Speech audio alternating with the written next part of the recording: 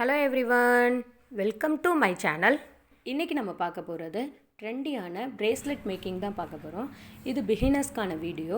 இதுக்கு அடுத்த வீடியோஸில் நான் பிரேஸ்லெட் மேக்கிங் பண்ணுறது, அதுக்கு எப்படி நாட் பண்ணுறது, எப்படி இதை ஸ்மால் பிஸ்னஸாக நம்ம ரன் பண்ணுறது அப்படிங்கிற எல்லா ஐடியாஸ் அண்ட் டிப்ஸ் எல்லாம் கொடுக்க போகிறேன்.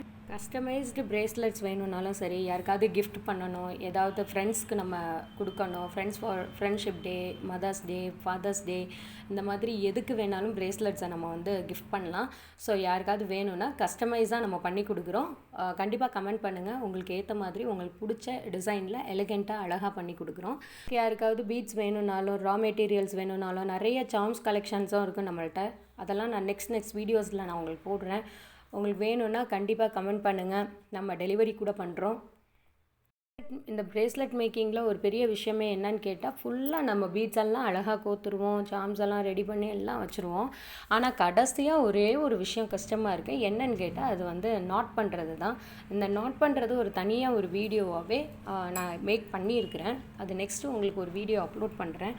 நீங்கள் அதை பார்த்து கரெக்டாக நோட் பண்ணிடுங்க. இல்லாட்டினா அது அப்படியே உருவி வந்துடும். நம்ம கையில் வியர் பண்ணும்போது அந்த எலாஸ்டிக் எலாப்ரேட் ஆகும்போது உங்களுக்கு அப்படியே உருவிட்டு கையிலேருந்து வந்துடும்.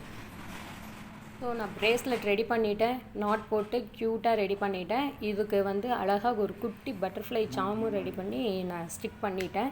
ஸோ இதை நான் இப்போ என் கையில் வியர் பண்ண போகிறேன். இது எப்படி இருக்குது அப்படின்னு சொல்லி கமெண்ட் பண்ணுங்கள்.